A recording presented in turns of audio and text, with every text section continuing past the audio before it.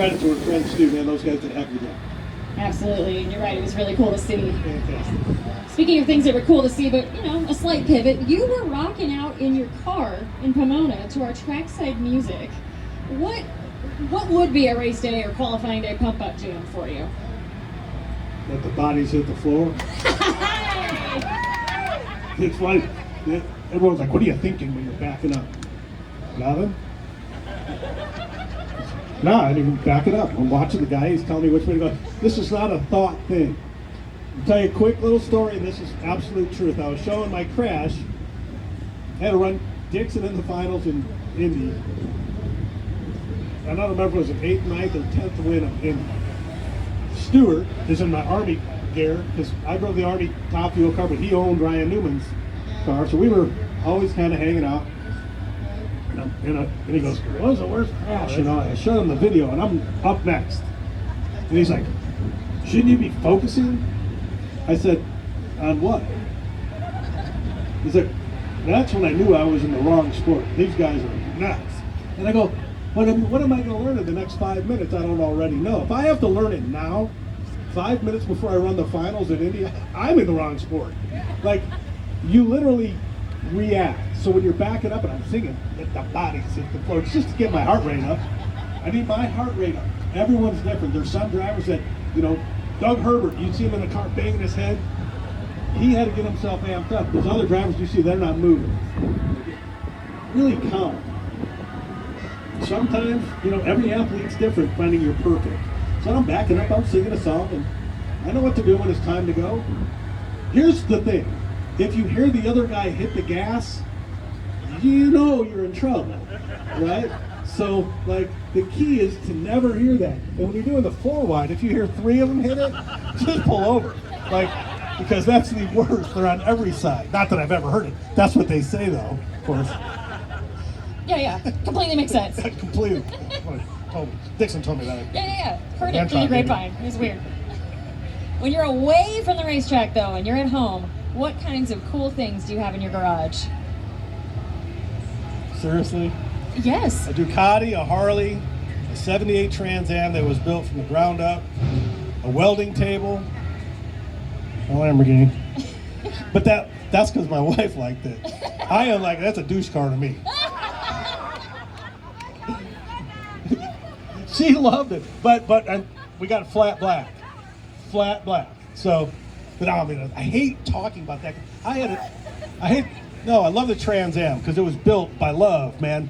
4 years of parts and pieces and sweat, things that didn't work and did work, I just saw Smokey and the Bandit when I was a kid, and I wanted that car. And then I saw Cannonball Run. So I had 2 cars growing up that were my dream cars. So that's what's in my garage. Now, truthfully, I ride the Ducati all the time. I used to ride the Harley, and I didn't have a Ducati. Then my wife bought me a Ducati, and it's way lighter and way easier to back out of the garage. And I'm 5'7". I used to be 5'8". Stupid cars. But now I'm not so tall. So the shorter, lighter ones are easier, Why do you hate talking about that? I don't talk about that particular one car. Okay. I was like, I didn't mean to give you 10 questions you hate. No. Okay, good. It's a cool car. Yeah. It's not. We're drag racers. That's an F1 thing, NASCAR drivers, they drive pickup trucks. We're just all different, Yeah. Drag racers, we mostly have Camaros and Trans Ams and Mopars and cool stuff we build. So I hate talking about a new state-of-the-art whatever, because we're supposed to be down-to-earth people, and you don't own those things. This was one of them things I had to buy it for a little while. I can't afford it, but I had to buy it just to go, that's too expensive, Yeah. Part of life. It's learning curves for me. And that's all it is. It's just learning. It's learning. And as you mentioned earlier, you do have a tough final round ahead of you tomorrow, carrying over from Pomona. Not as tough as his. Well, see, I like that. So knowing what you know about that team and about that car, how can you get the edge? It's gonna have to be. You're gonna have to do everything right. We'll have lane choice. I'm not sure if that'll matter. I don't think it would have mattered in Pomona in the finals, but I do think that in Pomona we had a better car. We made the better run in the round before. They struggled.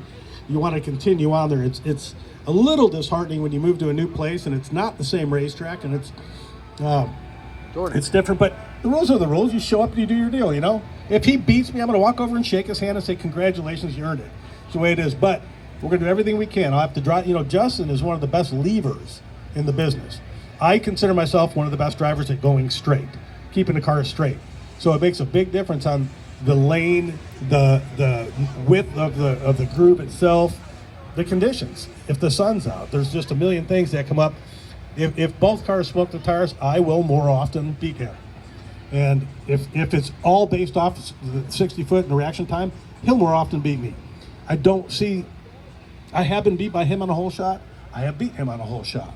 I have done it to him in a time in Reading, Pennsylvania last year where it knocked him out of a championship. I guarantee you he remembers that.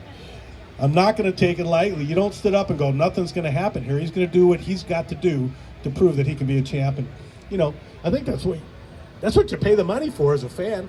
You know, like you come in here to watch a battle. You don't want two people that hug each other at the end all the time. That's okay. But the truth is, we don't really like each other. That's not being mean. It's like, if he beats me, he's not going to send me a check for dinner. You know, like it seriously is about destroying each other's lives. We can be cordial, but that's really what it is. That is. Fact. That's why we're here, right? I don't get calls on my birthday from not one other Top Fuel driver. It's true. And my birthday's on Christmas. Me, Jesus, Jimmy Buffett.